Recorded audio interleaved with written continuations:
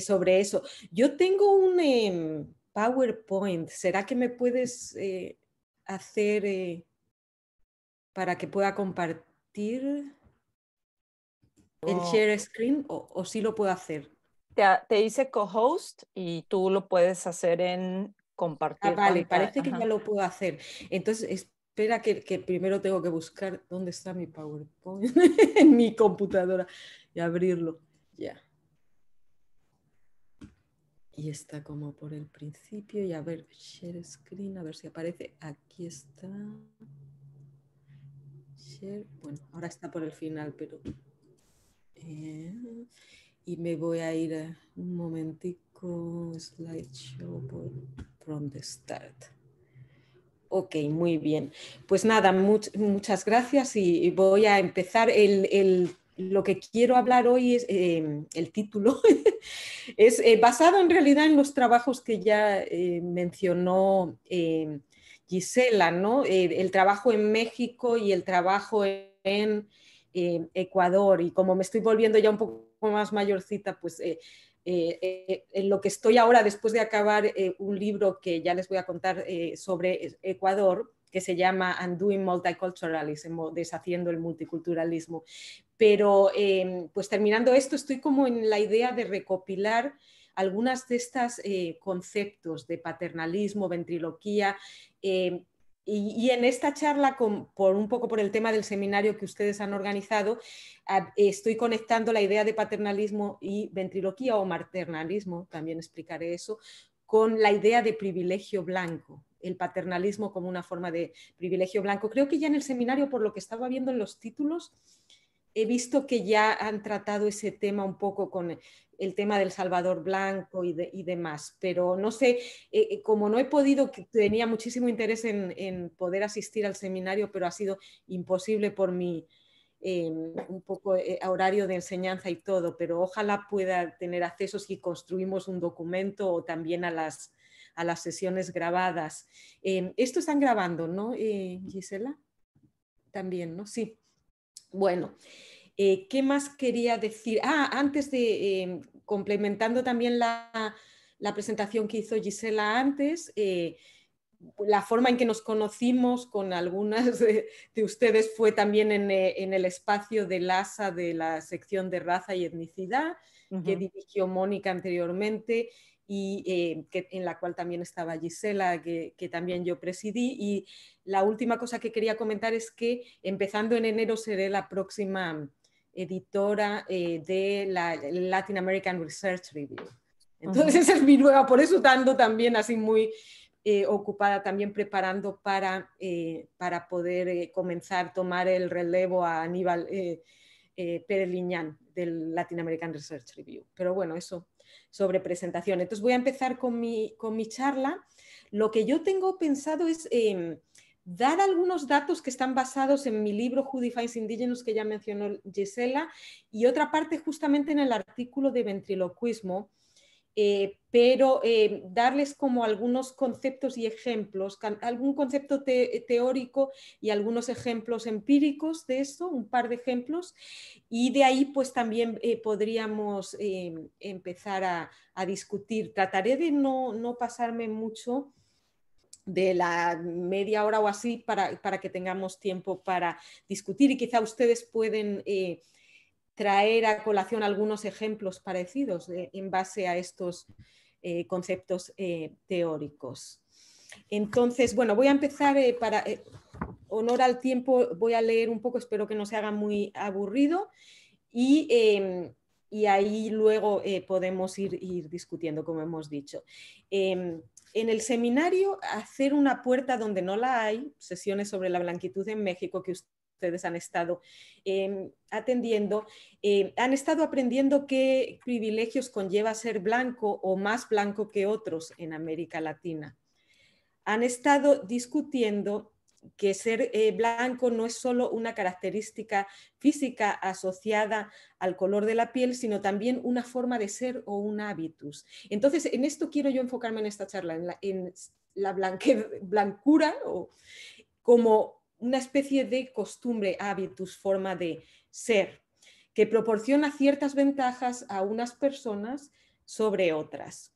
En esta sesión exploraremos el privilegio blanco de proteger a otros y de monopolizar la palabra y la representación, examinando los conceptos de paternalismo, maternalismo y ventriloquía.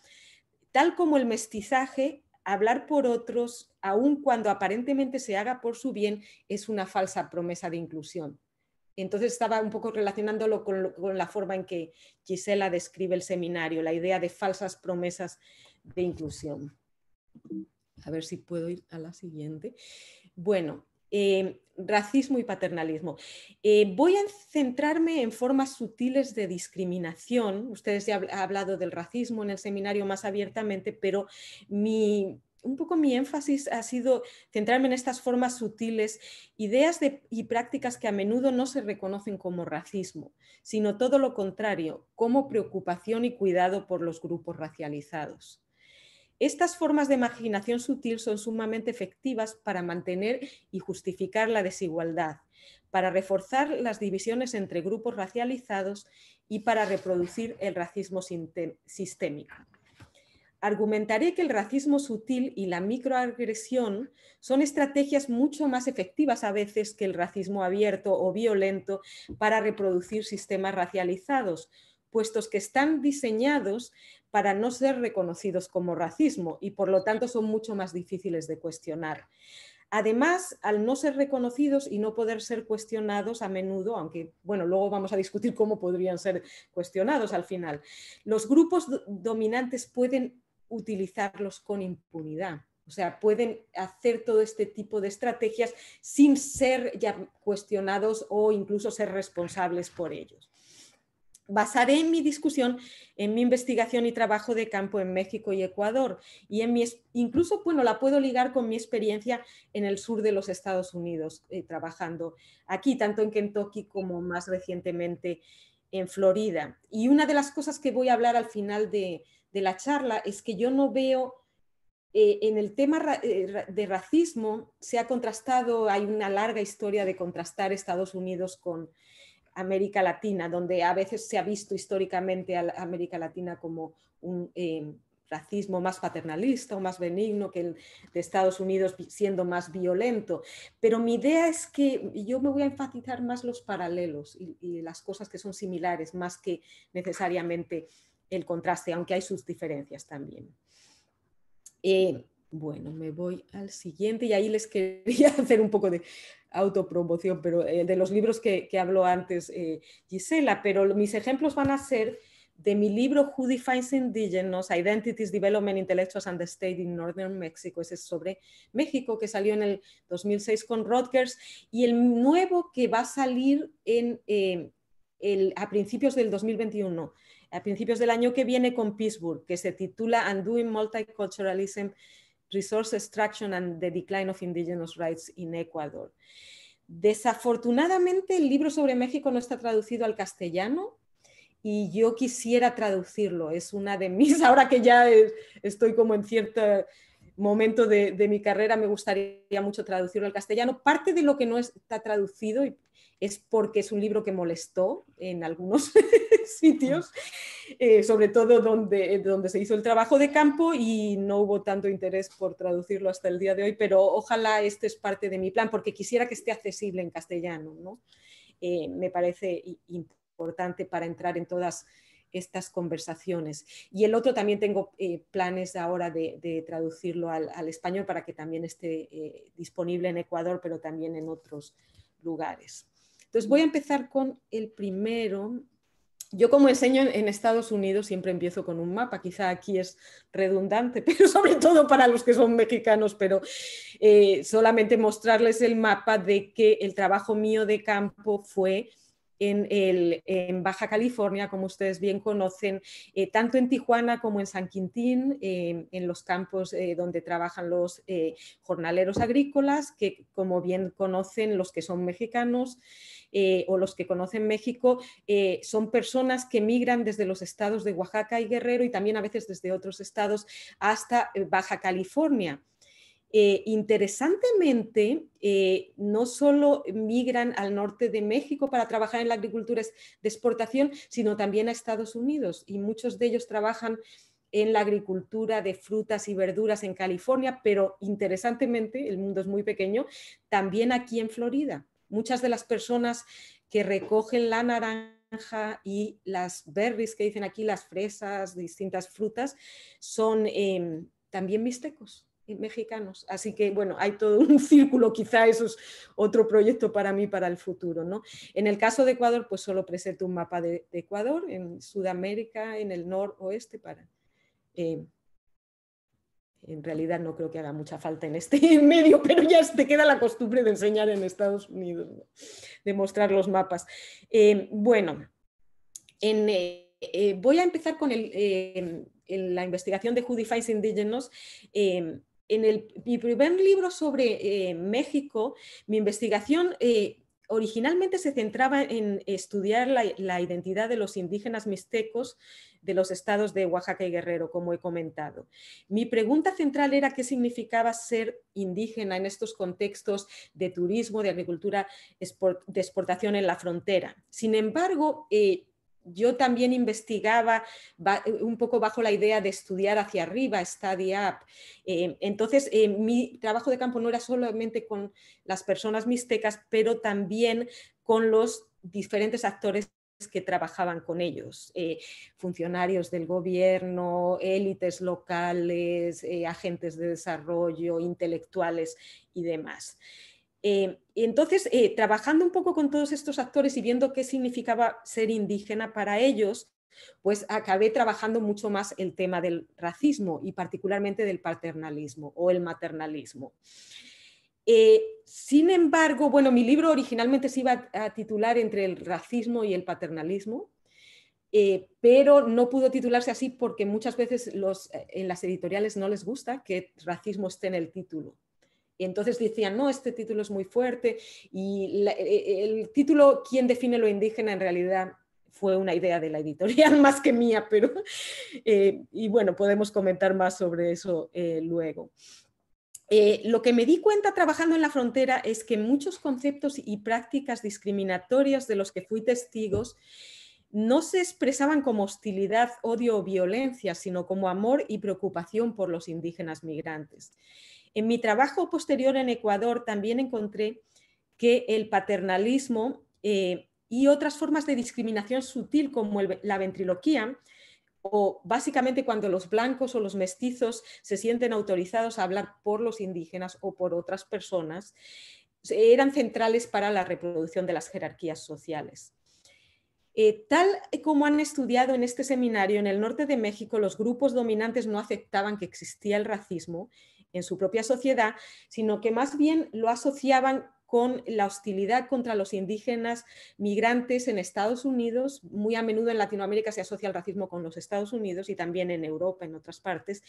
O si no, en el norte de México lo asociaban con el sur de México, que veían el norte como más democrático y el sur como más jerárquico. El norte también se veía como más blanco, pero bueno, no me voy a meter tanto en eso con respecto al sur de México. Como ha señalado, y esto no es algo particular, yo creo, de México, sino que como ha señalado la teoría de raza, por ejemplo, Teun Van Dijk, en muchos contextos el racismo se tiende a desplazarlo, ya sea en el pasado, eso es muy típico en Estados Unidos, pensar que el racismo es parte del pasado, o a otras regiones o a otros países, ¿no? Entonces esto es normal.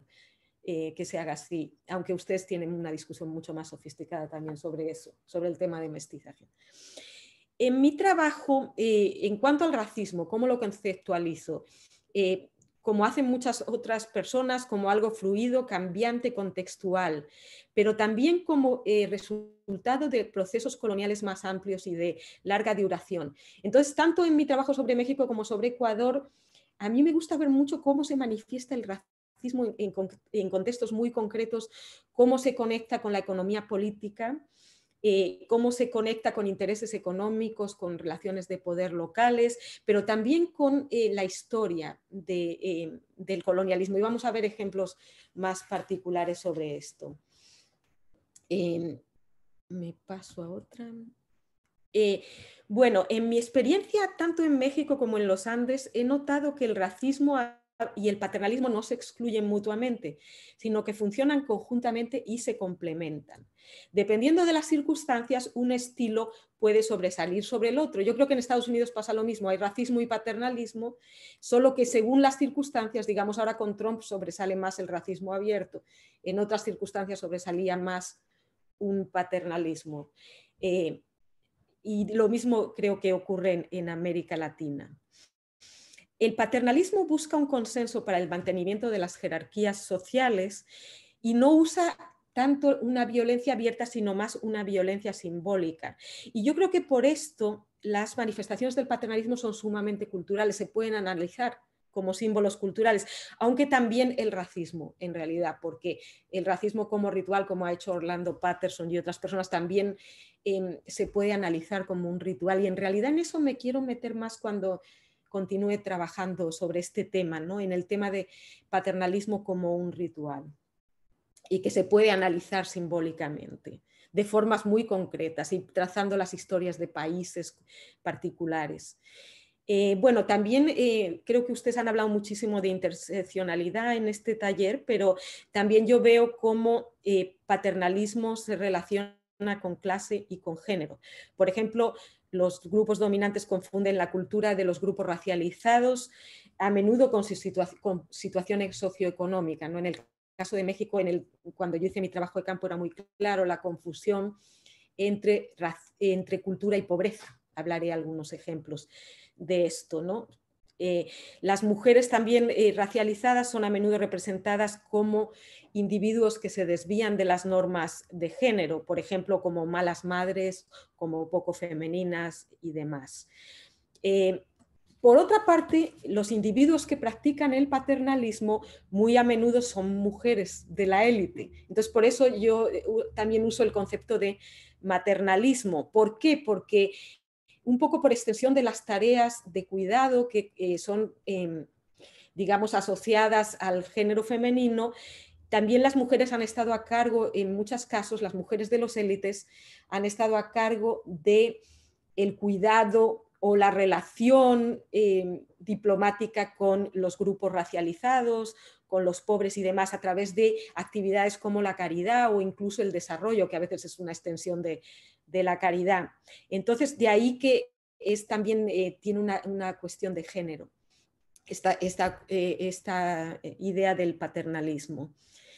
En mi trabajo en México y Ecuador he encontrado que el fenómeno de paternalismo es central para las relaciones interétnicas, pero muchas veces no se ha estudiado y yo creo que parte de la razón por la que no se ha estudiado tanto, sí hay algunas personas que lo han estudiado, pero no tanto como otros fenómenos, es por el hecho de que no se ha estudiado tanto hacia arriba, no se ha estudiado tanto a las élites. Ahora hay un montón de trabajos o algunos que están saliendo, como el de Eugenia que está en este seminario, no lo he leído todavía, pero he escuchado, y también otros, Hugo Cerón, Anaya, que acabo de leer, Ana Ramos Zayas y otras personas. O sea que creo que está emergiendo este tipo de investigación que se ha propuesto desde los años 70, pero no se ha realizado tan a menudo. Bueno, eso es una razón. Bueno, aquí tengo voy a dar algunas definiciones sobre paternalismo muy rápido. Y algunas son bastante antiguas. De hecho, desde la época de los derechos civiles en Estados Unidos, de los años 60 o principios de los 70, ya se empezó a conceptualizar la idea de paternalismo. Pero no sé cómo se dejó ahí, no se ha trabajado tanto desde, al menos de lo que yo he podido encontrar. La definición que pongo ahí es la de Pierre Van den Berg, que era un libro en el que él comparaba México, Brasil y Estados Unidos, que es bastante interesante, de los años 60. Y tengo una traducción que voy a leer de la cita que está ahí en inglés. Él dice, el grupo dominante racionaliza en el paternalismo, ¿no? El grupo dominante racionaliza su dominación como una ideología de despotismo benevolente y percibe a los miembros del grupo subordinado como infantiles, inmaduros, irresponsables. En resumen, como inferiores pero entrañables mientras se queden en su lugar.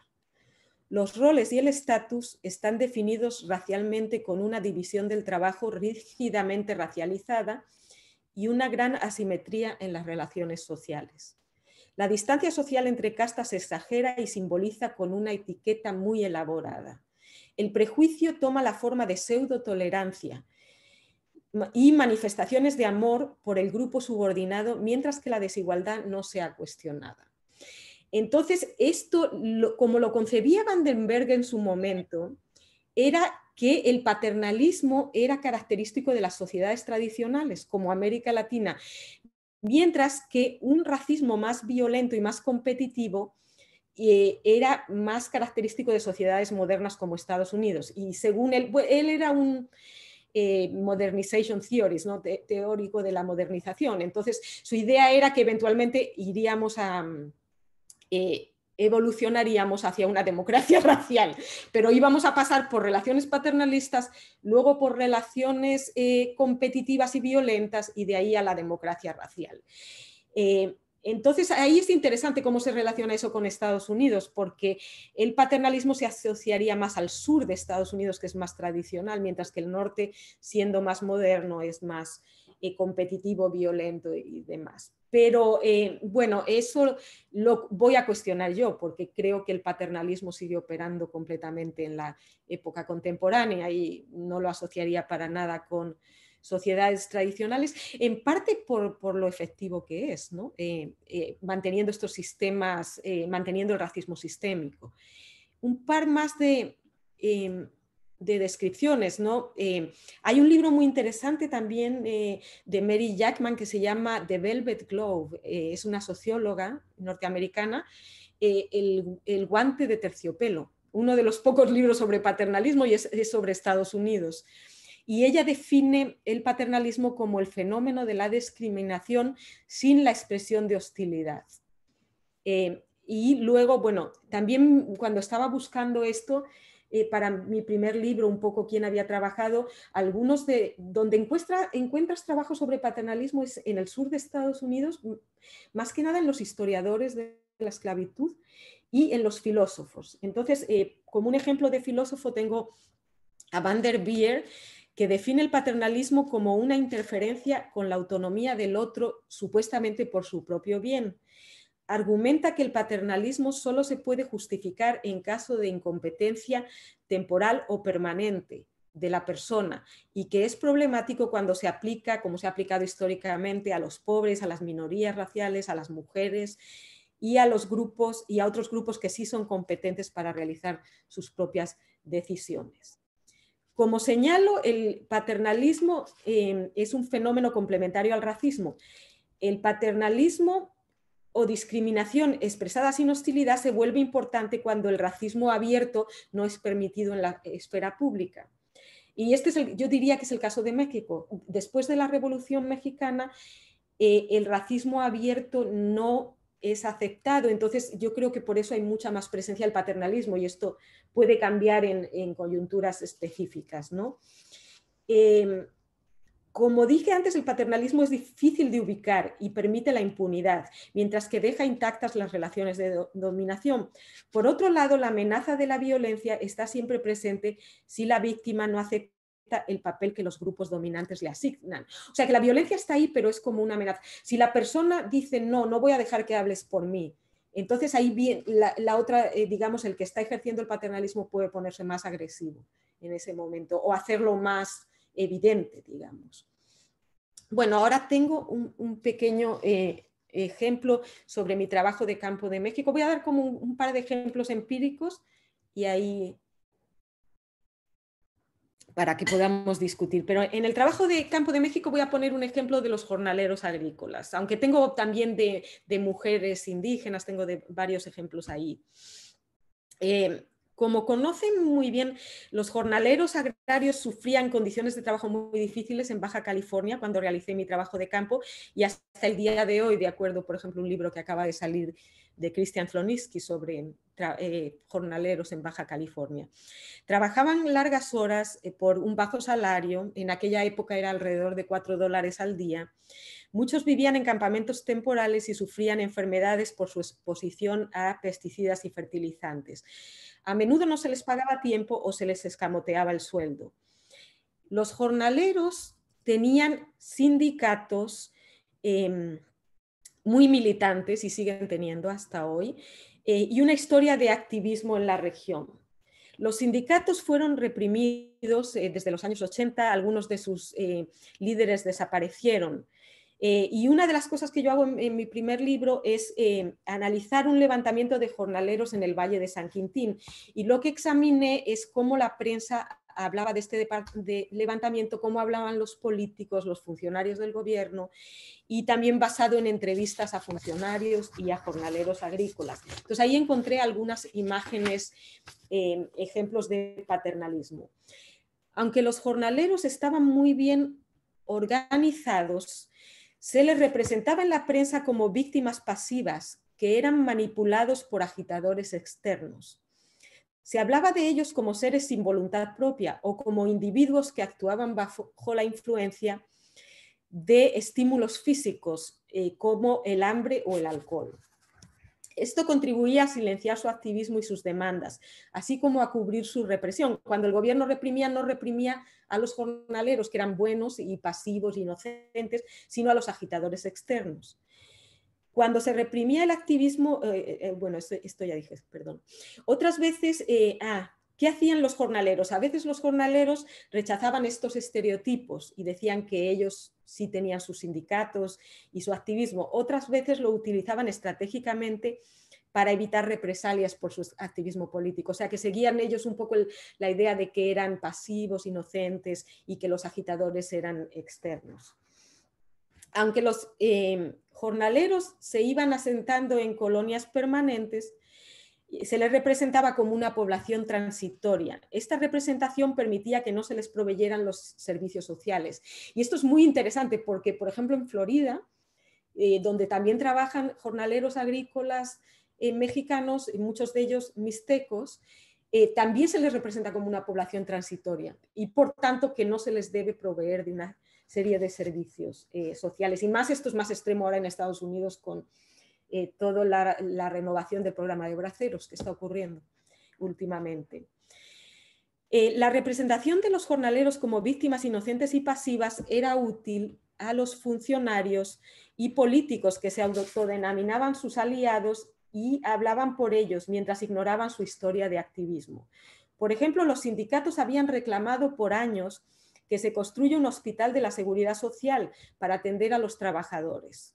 Algunos políticos aseguraban que no era necesario construir un hospital, puesto que los indígenas no creían en la medicina occidental y preferían recurrir a sus prácticas ancestrales. Los jornaleros a los que entrevisté aseguraban que ellos usaban estas prácticas porque no tenían acceso al cuidado médico. Esto es un ejemplo tanto de paternalismo, discriminación disfrazada de respeto por las costumbres y la cultura del grupo, como de ventriloquía. El privilegio de los estos políticos o funcionarios del gobierno de hablar por los grupos racializados y de silenciar sus voces. La representación de los jornaleros como inocentes y pasivos y sin voluntad propia iba muy bien con la idea de que eran trabajadores dóciles para la agricultura de exportación. Se les representaba como los trabajadores agrarios ideales porque eran de baja estatura y estaban, por tanto, más cercanos a la tierra. La baja estatura es causada, como bien saben, por la mala nutrición, la desnutrición. En el norte de México también era un rasgo racializado que se asociaba con ser indígena. Esta característica física, o sea que ven que ahí cómo se va cruzando el racismo biológico también. Esta característica física contribuía a reforzar la segmentación laboral, donde a los indígenas se les asignaban los trabajos peor pagados. Por ejemplo, se decía que las mujeres norteñas tenían que trabajar en la selección de productos porque eran más altas y podían alcanzar como a las... pero los trabajadores indígenas eran bajitos y entonces tenían que trabajar en la tierra, pero había diferente salario, digamos, para los distintos tipos de trabajo. También se consideraba que los indígenas migrantes eran frugales y no estaban interesados en las ganancias económicas, o alternativamente que no sabían invertir su dinero y se lo gastaban en dar fiestas a los santos patronos. Estas representaciones de la cultura indígena se usaban también para justificar los bajos salarios. Otra consecuencia de la pobreza, el trabajo infantil, era discutida en textos sobre los indígenas migrantes como una característica de la cultura indígena. Se decía que no se podía legislar en contra del trabajo infantil porque sería, por ejemplo, etnocéntrico, puesto que los indígenas, parte de su cultura es que los niños trabajen. Y cuando tú entrevistabas a las personas, a las mujeres indígenas, por ejemplo, jornaleras o las vendedoras, decían que el trabajo infantil y el mismo trabajo de ellas cuando eran niñas no se debía a su cultura, sino a su pobreza. Y lo dejaban bastante claro. Eso es uno de los ejemplos de cómo cultura se confundía con pobreza o marginación socioeconómica. Como vemos en este ejemplo, se ejerce una discriminación sistémica reforzada por un racismo que no se expresa como hostilidad, sino como respeto por la idiosincrasia cultural del otro. La ventriloquía es la que permite que la discriminación se exprese como cariño, ya que los dominantes necesitan asumir la voz del dominado y silenciarlo para que el truco funcione. Los dominantes representan la situación de los dominados como resultado de sus propias elecciones. Los trabajadores no tienen hospital porque no quieren, no porque el Estado no les haya provisto un hospital. Pero para eso necesitan asumir y callar su voz, puesto que el sindicato de trabajadores estaba pidiendo un hospital, ¿no? También necesitan que otros dominantes o otros mestizos o blancos acepten la voz del blanco como representante del racializado y que el racializado mismo se vea obligado a asumir las representaciones dominantes. Y bueno, ahí sería el ejemplo de México y voy a pasar un poco al otro ejemplo de Ecuador. Espero que no esté hablando un montón de rato, pero voy a tratar de ser un poquito más breve. Pero el dibujo es de Guamán Poma y me pareció de la crónica que mandó a los reyes de España reflejando la cultura colonial justamente del momento del encuentro, pero me pareció un dibujo bastante interesante para reflejar la idea de paternalismo. Porque yo veo que la idea de paternalismo tiene un enraizamiento muy fuerte en la colonia, ¿no? Y entonces, pero hay que ver los específicos y eso es un poco en lo que quiero yo trabajar ahora en mis próximas investigaciones. En mi investigación sobre Ecuador he seguido trabajando el tema de la ventriloquía como privilegio blanco.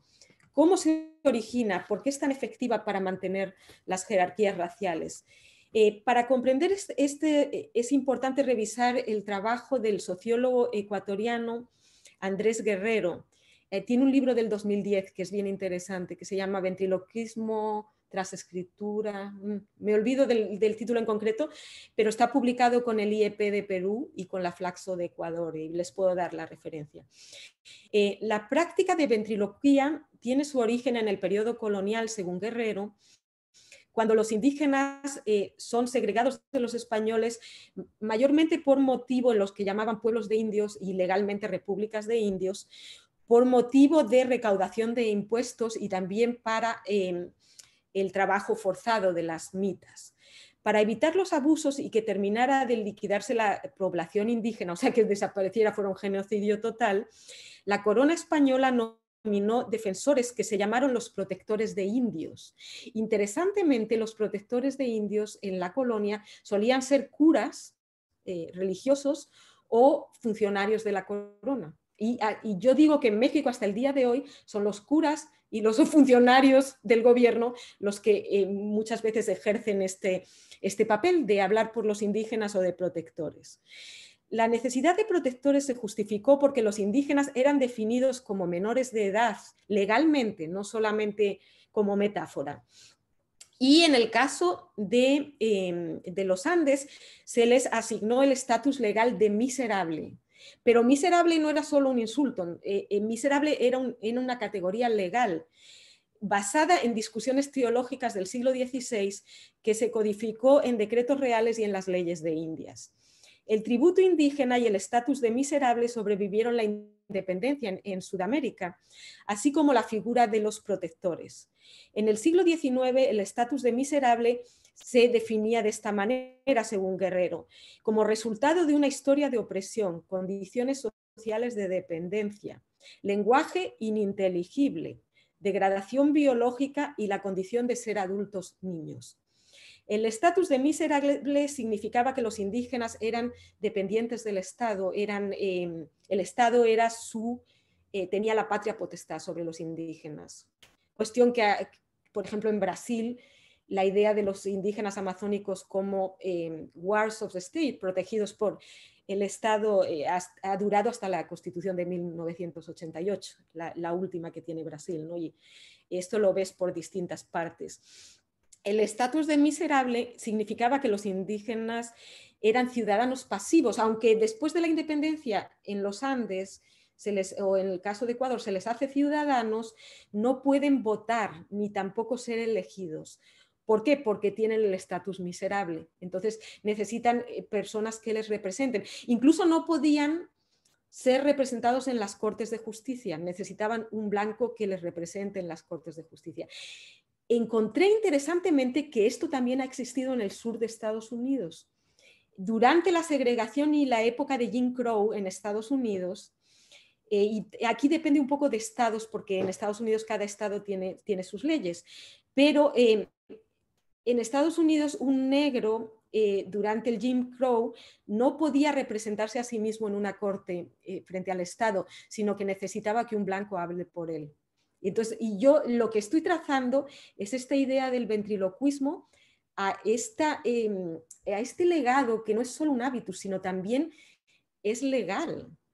Entonces, yo tengo una estudiante, por ejemplo, Carla Encalada, que escribió un libro sobre racismo en el sistema de justicia, una tesis de maestría que está publicada en la Flaxo, sobre racismo en el sistema de justicia en el Ecuador, donde ella encontró una categoría legal que todavía opera en el Código Penal ecuatoriano, que se llama la categoría de rusticidad, y me parecería interesante ver si también existe en México. Pero básicamente rusticidad funciona como un atenuante en el sistema legal.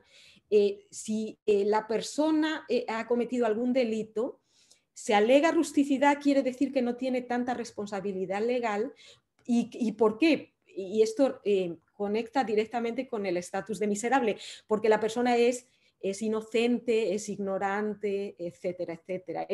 No es un adulto, es como un niño. Entonces vean cómo esto sigue manteniéndose en el sistema legal. Bueno, creo que no me voy a meter un poco en el artículo, no me voy a meter mucho en el ejemplo de Ecuador, pero les cuento que en el artículo que mencionó Gisela sobre ventriloquía en Ecuador, yo miro al concepto de buen vivir o summa causae, o summa camaña en el caso de Bolivia, como una forma de ventriloquía, perdón. Y trazo especialmente cómo en el mundo indígena ni basado en la historia, ni basado en datos etnográficos, el concepto de summa causae no existe, ni siquiera es correcto quichua. Es un quichua mal escrito, dicho por todos los quichua hablantes, y cómo es una serie de conceptos blanco-mestizos que son, sin embargo, legitimados bajo la idea de que son conceptos indígenas. Y a veces pues, son conceptos muy legítimos basados en la idea de la falta de, digamos, de diferencia entre naturaleza y cultura, la falta de dicotomía entre naturaleza y cultura, la idea de armonía con la naturaleza, la idea de énfasis en lo comunitario y demás. Pero tal como llega, digamos, por ejemplo, a la Constitución ecuatoriana del 2008, no es un concepto que viene del mundo indígena. Sin embargo, parecido a lo que contaba sobre los jornaleros indígenas, líderes indígenas se lo apropian y luego hay incluso talleres para enseñar a la gente de las comunidades a usar el summa causae porque vieron que era un concepto que podía ser útil políticamente, ¿no? Entonces ahora mismo tú irías a una comunidad y el concepto existe porque ya lo han aprendido, pero es básicamente un concepto ventríloco que sirve a veces para, digamos, promover agendas blanco-mestizas y darles la legitimidad de que provienen del mundo andino o indígena. Y a lo mejor son agendas sumamente valiosas, digamos, no tienen por qué dejar de serlo, pero por otro lado sí silencian otro tipo de agendas que pueden venir más de las organizaciones sociales. Entonces, con eso me voy a ir a la conclusión para que tengamos más tiempo para discutir.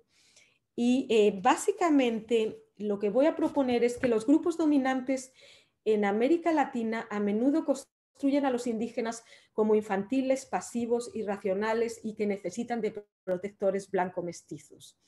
Los indígenas son amables, queribles, pero incompetentes. Estas manifestaciones del paternalismo reflejan definiciones coloniales del indígena como no racional, en oposición a los mestizos que bajo la colonia eran llamados de razón. E incluso hasta el día de hoy yo entrevisté a un jornalero agrícola en San Quintín que me contó que su esposa era de razón, gente civilizada, para decir que se había casado con una señora del norte de México, mestiza. Dijo, no, mi esposa es gente civilizada, ella es de razón. O sea que estos conceptos todavía incluso se utilizan, ¿no?, hasta el presente.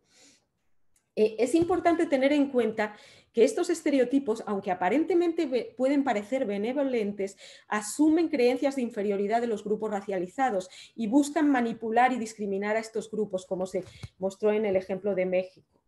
Una característica del paternalismo es que la exclusión se manifiesta como una forma de protección y de amor. Los políticos y funcionarios que mantienen a los jornaleros en los trabajos peor pagados y no les proporcionan los servicios que necesitan, lo hacen porque desean proteger su cultura indígena o porque no desean ir contra sus supuestos deseos, deseos que los funcionarios han manufacturado a través de un discurso ventrílocuo. Políticos e intelectuales en el Ecuador pretenden incluir los reclamos indígenas en la Constitución, pero solo recurren a lo indígena como una forma de legitimar sus propios proyectos. El legado colonial de la ventriloquía permite a políticos y académicos atribuir ideas a los indígenas sin comprobar si éstas tienen sustento en los datos etnohistóricos o etnográficos. Una consecuencia perversa de la ventriloquía es que las voces de los racializados son silenciadas y las construcciones de los dominantes se toman por puntos de vista subalternos. Otra característica interesante del paternalismo es que aquellos que lo practican se presentan a sí mismos como aliados o progresistas. Los conservadores tienden a ser más proclives a la hostilidad abierta, a no ser que ésta no sea aceptable en la esfera pública, como ocurre en México. Por ejemplo, digamos, incluso las élites mexicanas yo creo que no son abiertamente, dirían ciertas cosas, aunque como demostró Cerón Anaya en su libro, que ya le han escuchado en el seminario, pues en sus espacios más del backstage, espacios privados, sí puede surgir más este racismo. La consecuencia entre el debate entre un progresismo paternalista y un conservadurismo abiertamente racista es que ambos mantienen las jerarquías raciales, aunque quizá no en el mismo grado, mientras que la voz de los grupos racializados es silenciada. Sostengo que el paternalismo y la ventriloquía son esenciales para entender las formas de exclusión en América Latina y también fuera de ella, en otros contextos. El racismo abierto es el complemento, ya que la amenaza de la violencia está siempre presente cuando los subordinados no aceptan su posición marginal que según los dominantes les corresponde. No pretendo reproducir el viejo debate que sostiene que las relaciones raciales son benevolentes en América Latina, mientras que son más violentas en Estados Unidos. Por el contrario, creo que la cordialidad racista o este paternalismo es una forma efectiva de violencia simbólica que existe en ambos lugares y que reproduce efectivamente el racismo sistémico, ya que es más difícil de identificar y combatir. El que trata de combatir esta estrategia corre el riesgo de ser tildado de ingrato o de paranoico, que se está inventando o que no agradece el amor de estas personas. El que lo ejerce puede hacerlo mayormente con impunidad. Entonces, bueno, eso es mi charla, pero la pregunta del millón, porque yo soy más analista que activista directamente, pero como este es un seminario que me encanta porque está juntando el activismo con también digamos, la base académica de los debates académicos, pues un poco las preguntas que yo pondría sería cómo distinguir paternalismo y maternalismo y ventriloquía y cómo cuestionarlos, ya pensando en situaciones concretas que nos puedan ocurrir y también, bueno, quizá ver si de las personas del seminario qué experiencias han tenido con este tipo de situaciones que puedan ser parecidas a lo que yo estoy presentando. Entonces, bueno, muchas gracias. Espero no hablé. Dije que iba a hablar poco, pero no lo he hecho. No, para nada, está perfecto, Carmen. Muchas gracias por tu presentación y por lanzar los comentarios. Hay varias ideas que creo que se pueden retomar, que no voy a tomar yo la palabra, pero si alguien, por favor, tiene algún comentario, a ver, Judith Bautista Pérez, hay un sistema de levantar la manita que podemos, lo voy a checar, pero si hay silencio y alguien quiere preguntar, adelante, ¿no? Antes, Judith, si me permites tantito, y las demás compañeras y compañeros y compañeres y Carmen, vamos a hacer un minutito de silencio porque hay gente que el español no es su primera lengua. Entonces vamos a hacer un minuto de silencio, podemos pensar nuestros comentarios y preguntas y en un minuto volvemos. Es nomás para descansar nuestra mente. Y corre tiempo.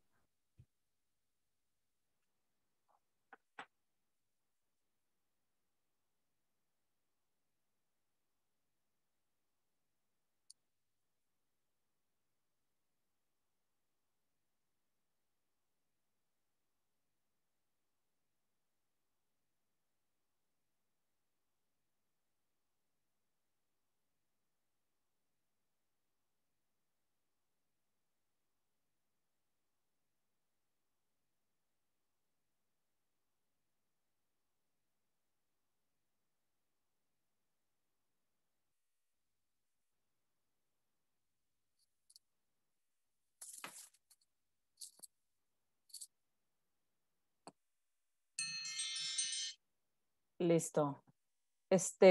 Judith, somos todo oídos. Gracias, Gisela. Hola, Carmen. Estoy muy contenta de escucharte. Hola, Judith, a los años también. Sí, tantos años. Y quería comentar que, o sea, no voy a responder directamente como a las preguntas que planteas al final, pero quería... interrumpirte, pero voy a tratar otra vez de hacer el 2. Ah, bueno, está voy bien. a tratar otra vez porque Para... hace rato estaba Permítame tratando. tanto.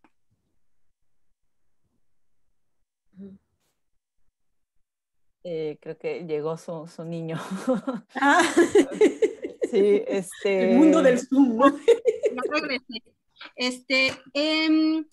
Bueno, que ha sido de mucha utilidad este artículo y el libro de ¿Quién define lo indígena? Y recuerdo el curso que impartiste en la Universidad Iberoamericana hace más de 10 años sobre estas reflexiones. Y quería compartirte que con algunas compañeras que... ha sido muy útil la referencia de racismo amoroso y este texto de Guante de Terciopelo, porque me parece que describe muy bien y resulta muy útil para nombrar cómo opera el racismo en México y cómo se esconde y se vuelve difícil de denunciar. Y me parece que eso lo hace más peligroso, porque aquello que no puedes decir y no puedes nombrar resulta tan confuso emocionalmente y en las relaciones, incluso aquellas que se suponen en espacios donde la intención es políticamente una intención de relaciones horizontales, poder definirlo y nombrarlo como tal. Pero quería mencionarte que para muchas compañeras ha sido muy útil el recurso y la manera y la lectura que se ha hecho. Y sí, creo que hay otra cuestión dentro de la noción de paternalismo y maternalismo que lleva implícita una cuestión de adultismo también, que involucra directamente a los objetos de este paternalismo y maternalismo como personas incompletas, igual que las nociones de miradas de adultismo hacia las infancias y sí, ¿no? Como un ser incompleto, no realizado. Y bueno, ahorita olvidé otro par de cosas que quería decir, pero quería saludarte. Gracias. Gracias, gracias Judith. Carmen, ¿quieres pregunta-respuesta? ¿Quieres juntar preguntas? ¿Cómo te late? Yo prefiero que hablen varias personas para que haya más tiempo para el público, porque como yo he hablado mucho, y Listo, luego trataré de responder juntas para que haya más espacio. perfecto. Entonces damos la palabra a Nadia, por favor. Hola, un honor escucharlo. Yo quería dar una respuesta, bueno, proponer una a las preguntas que usted plantea, de cómo distinguir el paternalismo y cómo cuestionarlo. Fue un evento muy reciente aquí en México, no sé si algunos hayan escuchado sobre ello, en un concurso de dragas, de drag queens, aquí en México, la más draga, la temporada 3. Hubo alguien que en una de las dinámicas del programa imita a la India María, como, o sea, se disfraza de ella y habla como ella, y el punto es imitarla, ¿no? Ya desde la India María yo creo que hay una visión paternalista, un racismo simbólico en el mismo personaje de la India María aquí en el cine de México, porque a pesar de que la mujer era Mazahua y el personaje originalmente era Mazahua, en realidad nunca se respeta su etnia, va cambiando cada película, dependiendo del estado donde se filma la película, pues es la etnia de la que será, de la que vestirá su vestimenta la India María. Y esto ya pone a los indígenas como una masa homogénea, o sea, fácilmente intercambiable, ¿no? Se les despoja de su misma identidad, de su misma, pues, voz. Es una forma de ventriloquismo ahora que conozco este concepto en esta clase. Y pues, en este programa, como les comentaba, alguien imita a la India María y en la grabación del set hay una persona que es muy progre, Johnny Carmona, que dice que es incorrecto este personaje en la actualidad. Y entonces Maribel Guardia estaba de ahí como juez invitada y más jueces, más personas le dicen, es que es racismo si tú piensas que es racista, ¿no? Interpretarla es porque es bonito, no viene de nuestra infancia, es un personaje muy entrañable, decía. Y en las redes sociales, a esta persona que cuestionó el acto racista, la violencia simbólica, pues le tiraron mucho odio. Actualmente todavía piden a partir de ese evento que salga esa persona por inventado, ¿no? O sea, como un exagerado. O sea, demasiado progresista, incluso en un espacio como la comunidad LGBT en México, ¿no? Que uno lo asocia pues a una visión más progre, digamos, pero le dijeron, no, tú eres demasiado progre. Y me parece un ejemplo muy curioso y muy reciente de esto que usted hablaba. Bien, muchas gracias. Sí, gracias Nadia. Muchas gracias. Sí, es interesante ese ejemplo, ¿no? La India María es equiparable, bueno, como hay gente de otros lugares, como la paisana Jacinta de otros países, pues, ¿no? Ok. ¿Alguien más quiere comentar, tiene algún comentario que le gustaría hacer? Por favor, abran su micrófono, porque si le hacen así en la cámara es difícil verlos. Hablan su micrófono y tomen la palabra, no hay ningún problema. Pues hola a todas. Hola, Carmen. Tengo una duda respecto a si ustedes qué opinan, igual no necesariamente ella, si en los movimientos sociales podemos identificar este paternalismo y me llamó mucho la atención lo que hablaba sobre la representación de los jornaleros migrantes. Entonces me quedo pensando si será que en otros movimientos sociales también las mismas personas como con buenas intenciones terminan reproduciendo estas maneras pues paternalistas o maternalistas de ver a las personas indígenas. Sí. Claro, por el tema de aliados también, ¿no? Muchos de estos aliados que lo comentó Carmen pueden ejercer el paternalismo. Ella es, bueno, Rocío de Guadalajara. Gracias, Rocío. Gracias. ¿Alguien más que quiera hacer otro comentario para dar paso a que Carmen tome la palabra? Yo. Hola. Soy Hola. Diana. Diana Pinacho. Es correcto, sí. Hola Diana, te todas, escuchamos. a todos. Pues nada más quería comentar, por ejemplo, bajo esta situación, por ejemplo, a mí me parece bastante curioso lo que comenta Carmen de cómo se entiende, por ejemplo, el racismo en Estados Unidos y acá en México y cómo podríamos incluso darle quizá a veces diferentes pues nombres, por ejemplo, aquí en México del clasismo, ¿no? Que creemos que es menos violento incluso que el racismo, pero pues no es así.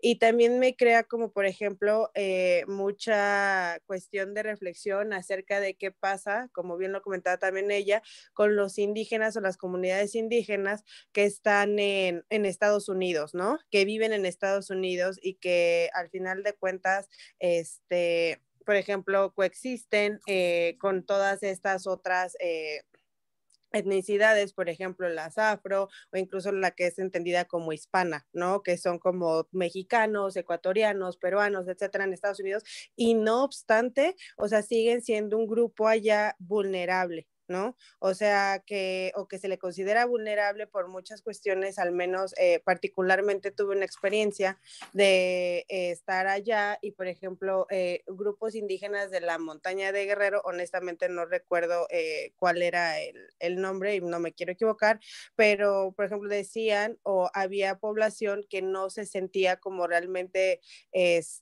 o sea, ni de un lado ni del otro, pero y ni siquiera entre las mismas comunidades de mexicanos, ¿no? Que se supone que es a los que se esperaría que se adscribieran. Entonces, a mí me parece como una cuestión bastante interesante también entender cómo se mueve más allá de México, porque aquí en México creo que podemos tenerlo un poco más claro, por ejemplo, cómo opera este paternalismo por parte del Estado, por parte de todos estos proyectos que incluso se están como dando las discusiones, no sé, el Tren Maya, por ejemplo, pero cómo se traspasa, ¿no? Cuando se mueven a otras geografías, en este caso Estados Unidos. Entonces, pues creo que son temas que se ponen sobre la mesa bastante interesantes para reflexionar y comprenderles, ¿no? Sí. Y pues ya. Gracias, Diana. Gracias. Hay otras dos personas que quieren decir algo, Carmen, pero podemos ahorita te cedemos la voz para que puedas comentar y después abrimos otra ronda si gustas. Vale, ya abrimos otra ronda, muy bien. Pues a ver, primero contestando los comentarios de Judith, bueno, muchas gracias a todos por los comentarios que son muy interesantes. Y me encanta, bueno, una parte buena de esto de la vida del Zoom es que podemos compartir tantas visiones desde muchos sitios diferentes, ¿no? Pero con respecto a la idea del racismo amoroso que comentaba Judith, este es un debate que hemos tenido con Gisela, porque yo digo que a mí no me gusta llamarlo. Parece que algunas personas que leyeron mi artículo, que está el de racismo, amor y desarrollo comunitario, que luego también es un capítulo del libro Who Defines Indigenous, han hablado de este tema de racismo amoroso. A mí no me gustaba mucho el término porque hay otro debate que es el racismo en las relaciones de pareja. ¿Con quién te casas? o cómo ve tu familia que te cases con alguien o que te juntes con alguien de otras relaciones interétnicas. Entonces, por ahí hay otro tema y no lo había yo usado así. Y a mí lo que me había, por eso estaba usando más el término paternalismo o maternalismo, o en el caso de la ventriloquía, que también los dos están conectados. Una cosa que tengo que trabajar cuando trabaje un poco más este tema, quiero escribir un artículo teórico sobre este tema, es exactamente cómo están articulados, porque creo que están bien conectados la ventriloquía con el paternalismo. Pero entiendo que el debate va por que había bastante, un poco de rechazo a la idea de llamarle paternalismo, porque en México, y eso tendría yo que explorarlo, el debate paternalismo tiene mucho bagaje en términos del PRI, de cómo se ha utilizado. Entonces, eso es lo que yo no estoy todavía, tendría que investigar un poquito más. Lo que comentó Judy de cómo... de por qué no lo podemos nombrar, es como que te deja mudo. O sea, a mí me ha pasado en Estados Unidos, digamos en mi trabajo en Kentucky, de repente te llega una microagresión tipo de esta paternalista y no puedes cómo responder. Y yo creo que, ¿por qué no podemos nombrarlo? Comentaba Judith, yo creo que la trampa está en lo afectivo. En que, por eso decía que o eres loco o eres ingrato si dices que si protestas, ¿no?, frente a una cuestión de estas. Ahí yo, cuando escribí mi primer libro, trabajé con un libro, sería un camino también para ver, de psicología, que se llamaba Bonds of Love. Y este libro era hablando de que el amor, esto tendríamos que trabajarlo muchísimo más, pero el amor no es solo una relación entre iguales, sino que más a menudo el amor es una relación entre desiguales, no más pensar entre hombre y mujer, por ejemplo, a nivel de poder. Entonces, creo que el paternalismo nos hace reflexionar sobre lo afectivo en relación a la desigualdad. Y cómo, pero lo afectivo, al ser un lazo, es lo que te impide reaccionar. Un texto que he estado dando en mi clase últimamente, que creo que también se podría relacionar con eso, es... estoy dando una clase ahora que se llama Latin American Elites, sobre élites en América Latina. Y estábamos viendo un texto que es antiguo, de Roberto da Mata, de Brasil, que se llama "Você sabe con quién está falando", usted sabe con quién está hablando. Y es sobre hábitos también de clase, ¿no? Pero ahí también hablaba de, hablando específicamente de Brasil, cómo se creaban una serie de lazos verticales a través de esta, que no eran, y que impedían los lazos horizontales a través del "você sabe", porque él mencionaba que a veces decían "você sabe con quién está falando", pero él mencionaba que no solo los poderosos usaban esa expresión, sino a veces también los subordinados, pero como identificándose con su patrón. Entonces decían, usted sabe con quién está hablando, yo soy la empleada de no sé qué señora, por ejemplo, o soy... Entonces, ¿cómo eso creaba... no sé, hay algo que investigar ahí sobre lazos verticales y afecto, y cómo responder a esto, y cómo el afecto... Yo creo que quizá la gente que ha trabajado sobre violencia doméstica y este tipo de cuestiones, sobre feministas, género, yo no soy especialista en ese tema, pero nos podrían dar algunas pistas. Yendo a lo de Nadia, ¿cómo cuestionar el paternal? La India María.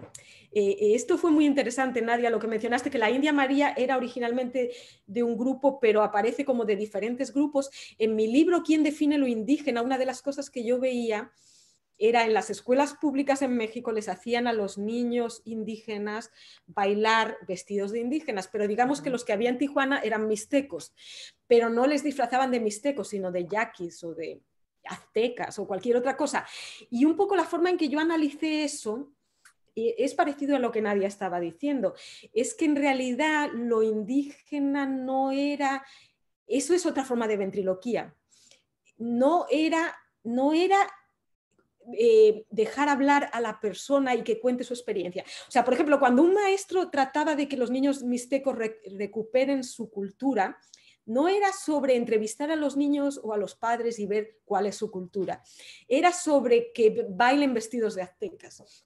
Entonces lo que en realidad estaban recuperando era algo de la identidad nacional mexicana, no tenía que ver con la experiencia en particular de esas personas. Era una forma de ventriloquía, porque era usar lo indígena para construir una identidad nacional, pero silenciando ciertos caminos particulares o caminares particulares de esas personas. Entonces yo creo que ese debate de la India María es muy parecido a cómo se ha pensado lo indígena, digamos, en la educación pública en México. Yo no sé si eso ha cambiado mucho, porque yo estoy hablando de finales de los años 90,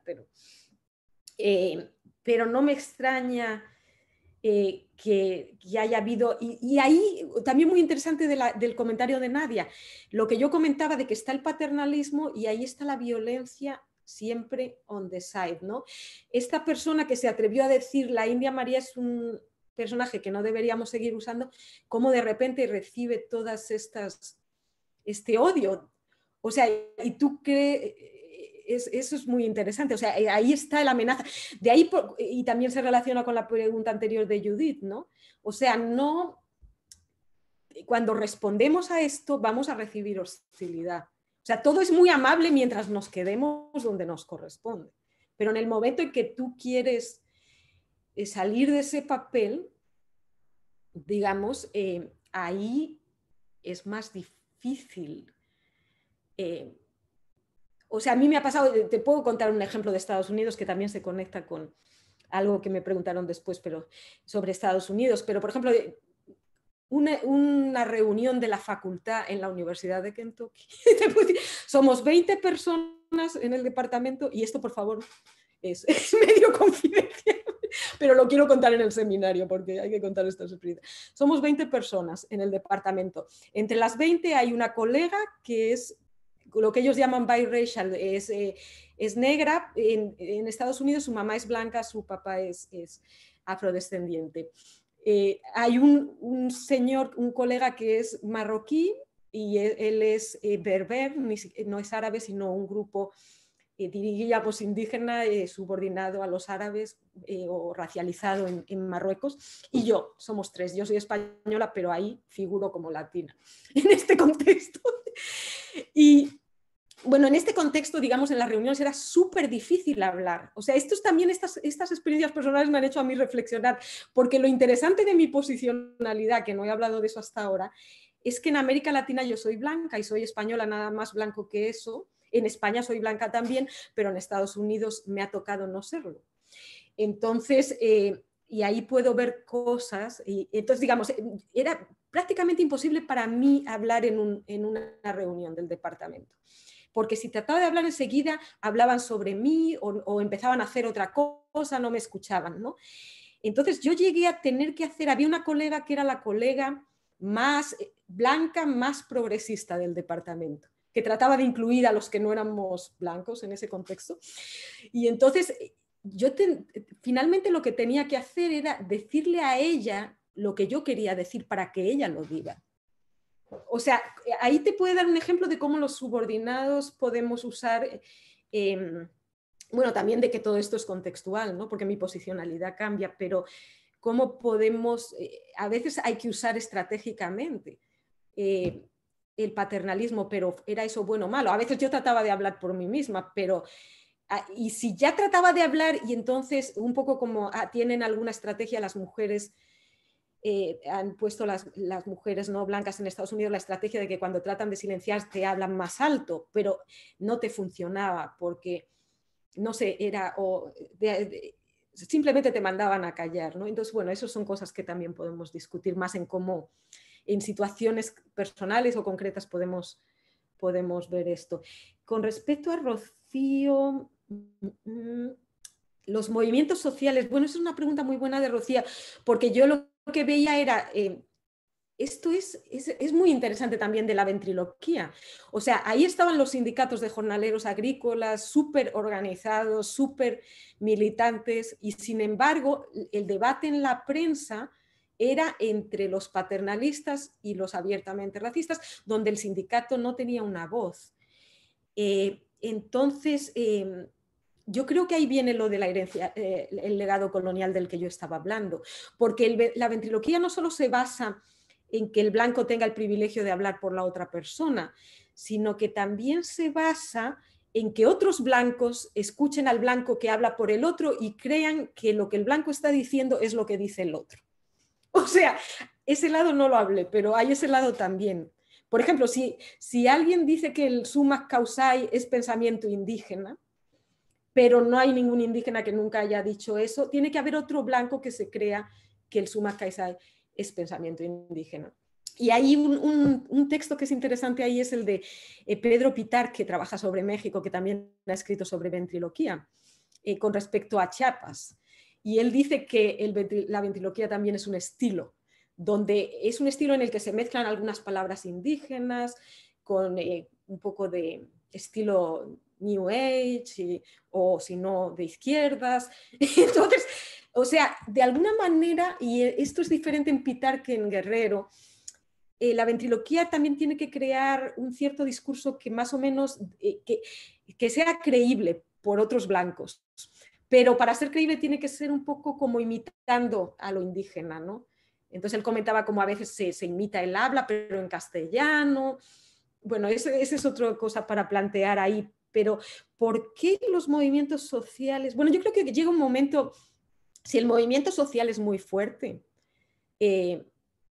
algún rato le van a tener que escuchar, ¿no? En Ecuador hubo todo un debate sobre el fin de la ventriloquía cuando el movimiento indígena logró convertirse en un actor a nivel nacional. Y un poco lo que yo argumento en mi libro de Undoing Multiculturalism, en el que va a salir ahora, es que en realidad hemos retrocedido en eso.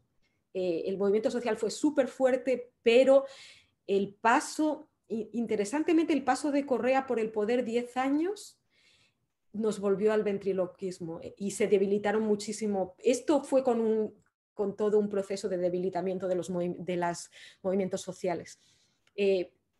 Debilitamiento por parte de personas de la izquierda, súper consciente porque eran gente que conocía muy bien los movimientos sociales, de cómo fragmentarlos, de cómo dividirlos. Bueno, ustedes en México saben un montón de eso, porque es el estilo priista, que lo asumieron. Interesantemente no estaba en Ecuador y fue un poco asumido, pero es esta idea de cooptación, fragmentación, represión, que confunde muchísimo, ¿no?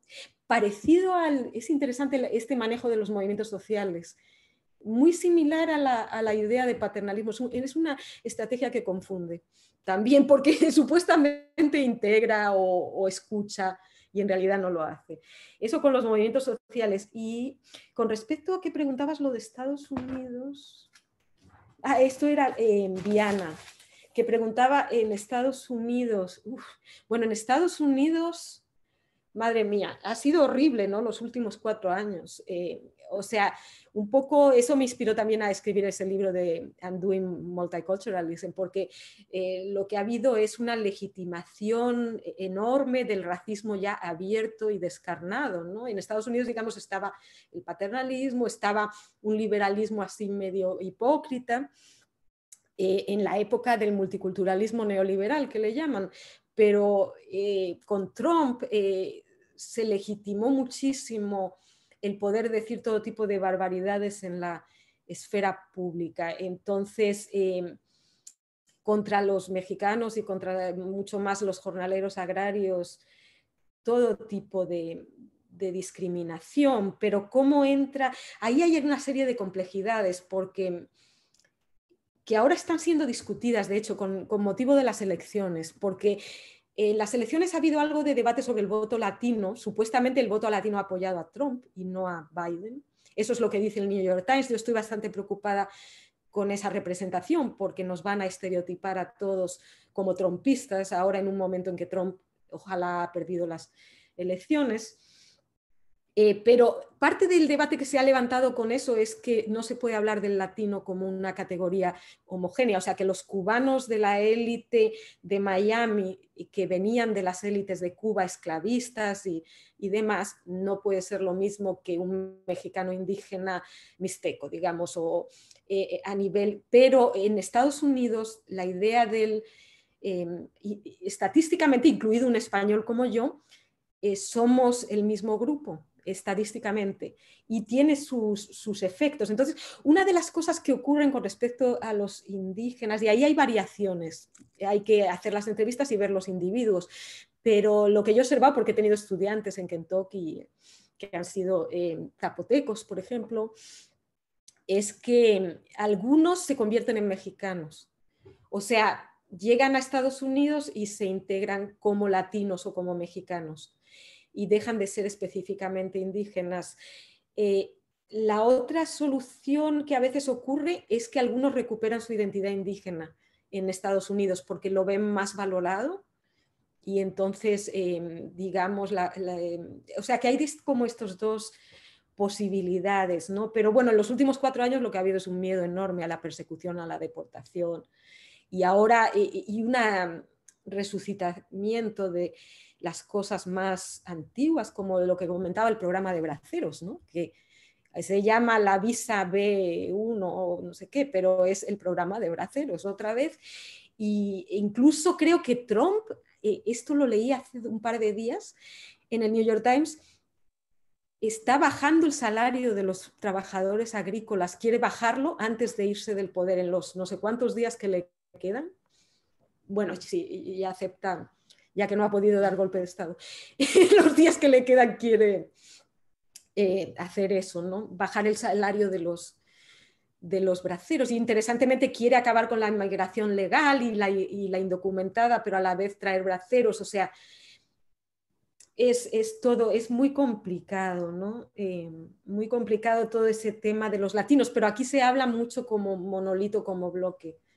Y es como te tratan, ¿no? Ustedes pueden decir qué absurdo que tú digas que en Estados Unidos no eres blanca, porque yo veo blanco, ¿no? Pero es así, o sea, no te tratan como blanca. O sea, a mí para que me promuevan a full professor me tuve que ir a otra universidad, básicamente, y teniendo las más publicaciones que... Eso es, o sea, es una experiencia muy divertida y les puedo contar montones de anécdotas, pero divertida como que voy a hacerme la licencia de manejar, ¿no? Y mis ojos son más o menos así como grises o entre gris y verde, ¿no? Entonces, si no se ve bien en el Zoom, pero voy a hacerme la licencia de manejar y le digo a la señora funcionaria, me dice color de ojos y le digo green, le digo verde. Y ella dice, no, no, negro. Y le digo, porque ve el nombre, ¿no? Carmen Martínez. Y digo, no, no, es que mis ojos son verdes. Y me dice, no, negro. Y yo no es que me quería hacer más blanca, sino que me daba susto que si me detiene la policía, lo que dice en la licencia sea diferente de lo que ven y dicen, eso no es tu licencia. Y eres latino en Estados Unidos, te pueden deportar, ¿no? Entonces yo empeñada en que, y yo le decía, pero mírame, mis ojos son verdes. Y ella decía, son negros. Y al final la señora me dijo, whatever, y puso verdes, como, bueno, pues, como diciendo, mira, estos latinos que quieren ser blancos, tienen los ojos, pero les cuento que es increíble, ¿no? Y tengo una colega afroamericana aquí en Florida que me dice, yo te miro y te veo blanca, dice, eres, según ella soy the embodiment of white femininity, o sea, lo más blanco que hay. Dice, pero te creo tu historia porque me ha pasado a mí que la gente tiene las cosas en su cara y no las ve por la racialización, ¿no? Pero bueno, esa anécdota también. Sí, sí, gracias, Carmen. Hay más preguntas, hay gente que quiere comentar o preguntarte algo. Solamente quiero brevemente señalar, por ejemplo, el rol que juega el género, ¿no? En practicar el paternalismo o el maternalismo. O sea, la idea ontológica de querer maternar o paternar algo, pues, ¿no? Eso es interesante. Hay también comentarios, por ejemplo, Judith nos dice que a ella y a otras personas les ha sido más útil hablar de racismo amoroso que de paternalismo, ¿no? Bueno, rolaron unos textos sobre Georgina Méndez, que también habla sobre ventriloquismo en el chat. Sandra Cañas nos dice que muchas gracias por compartir tus experiencias. Y bueno, también comentar brevemente que esto es interesante lo que mencionas de la ventriloquía, tiene que ser creíble, por otros blancos para que sea tal, ¿no? Y pienso, por ejemplo, respecto a lo que comentó Rocío, en el movimiento social, cuando la indígena náhuatl María de Jesús Patricio se quería posicionar a través de un consejo indígena de gobierno en las elecciones, en las prácticas pues presidenciales del 2018, lo que alguien llamó que cómo había este cinturón blanco mestizo alrededor del movimiento zapatista y cómo era difícil acceder a él, ¿no? Y en eso el intelectual Esteva, él lanzó un artículo en el periódico La Jornada y llamaba a indigenizarse, ¿no? Entonces, esto es interesante de los usos que puede tener lo indígena o lo afro, puede ser, ¿no? Como construcción de lo nacional y cómo esto puede ser una ventriloquía, ¿no? Bueno, estando en nuestra lista, Lorena, Ana Caterí, José Vázquez y Mara Bueno. Lorena, te escuchamos. Muchas gracias. Yo vivo en San Cristóbal de las Casas y formo parte de diferentes colectivas feministas de acá. Y estas colectivas formamos a su vez una asamblea feminista. Y cuando comenzó la pandemia, teniendo diferentes vecinas, como que San Cristóbal de las Casas es un lugar sumamente complejo porque el centro está habitado mayormente por gente blanca del norte global, pero también se salva de esa gentrificación, población indígena pobre dentro de la misma ciudad, y están todas las orillas que están súper marginadas y empobrecidas.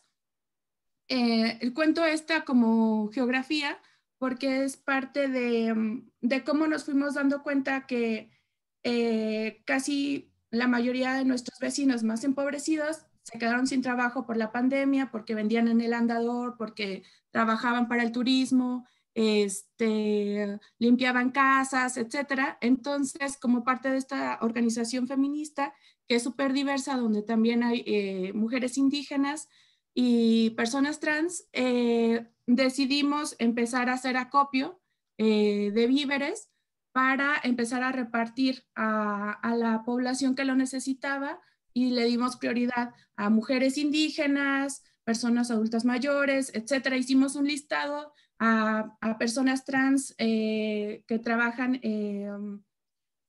bueno, en fin, personas que nosotras hicimos un listado de personas que interseccionalmente pensamos que lo necesitaban con urgencia, ese apoyo, pero con el paso del tiempo lo empezamos a hacer como rápidamente, juntamos bastante acopio, pero con el paso del tiempo nos empezó a incomodar porque pensamos que más que hacer una política de reparación o de ver que estábamos realmente apoyando con nuestros recursos de comunicación, de juntar acopio y todo eso, pues estábamos finalmente reproduciendo todo el maternalismo que generalmente tratamos de romper, que criticamos al Estado, que todo esto, porque al final nosotros estábamos decidiendo cuánto se repartía a las familias, a las personas que lo necesitaban, porque no solo eran familias.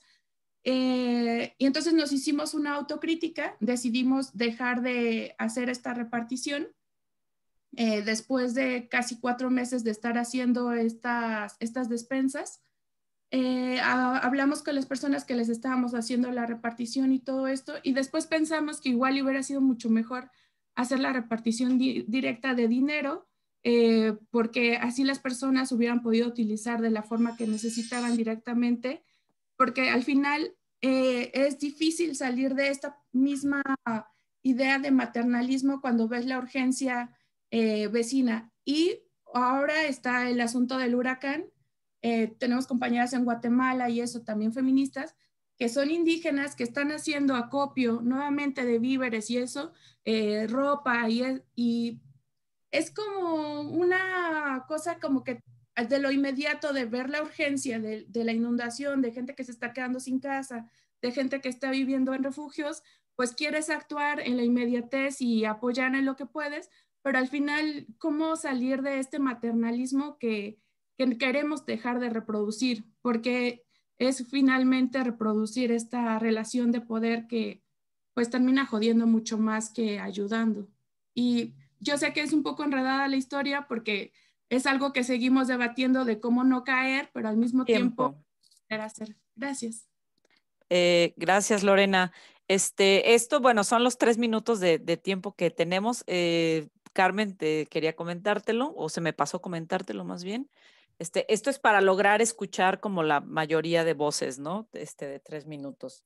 Muchísimas gracias, Lorena, por compartir lo que está pasando por allá en San Cristóbal y tu punto de vista. Ana Caterí, te escuchamos. Gracias, perdón que no prenda mi cámara, es que tengo muy mal internet. A mí me pareció muy interesante lo que decías, Carmen, sobre el buen vivir como una especie de ventriloquismo, porque en mi experiencia, que ha sido generalmente con mujeres tejedoras indígenas, pues se utiliza esto como una herramienta de emancipación.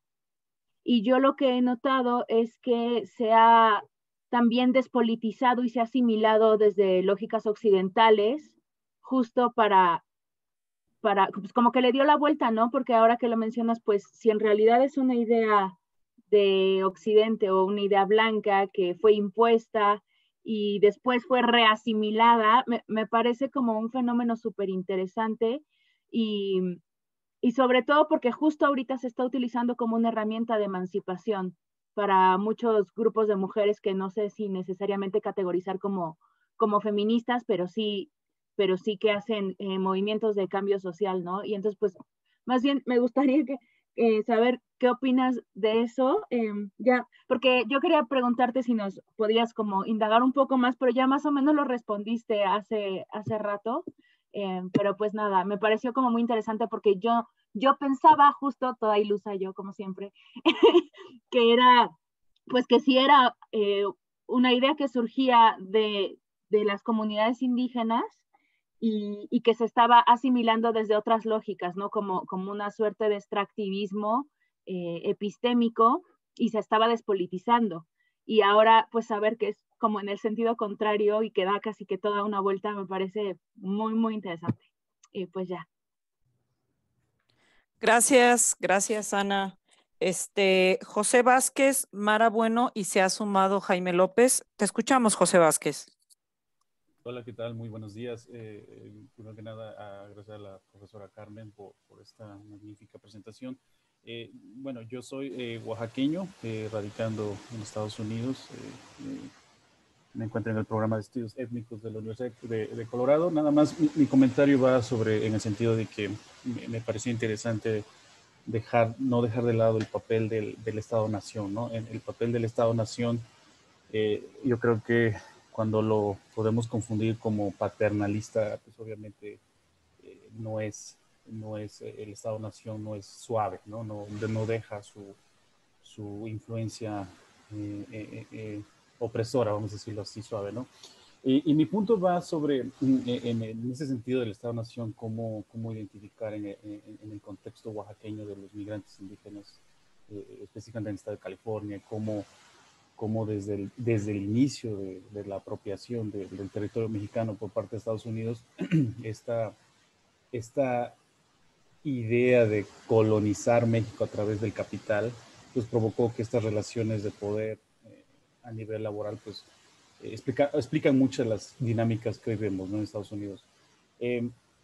Algo que me llama la atención aquí es, obviamente, cómo podemos dar hoy en día hablar de qué es ser indígena, ¿no? Porque como oaxaqueños, yo tengo la experiencia de que si uno se va a meter a las comunidades indígenas, para el nombre, y llega y dice uno en no sé, una junta comunal, decimos, ok, y alguien menciona, queridos indígenas o algo así, pues todos nos metemos a ver así como, ¿quién es indígena aquí, no? O sea, ahí creo que en el estado de Oaxaca, ser mixteco, ser guave, ser zapoteco, es algo que de repente sí difiere, ¿no? Y cuando lo ponemos en un proceso, en un contexto transnacional, pues vemos como comunidades de migrantes en California, en Napa, podemos ver que son reproducimos esta guelaguetza, esta identidad que nos da, ¿no? Entonces,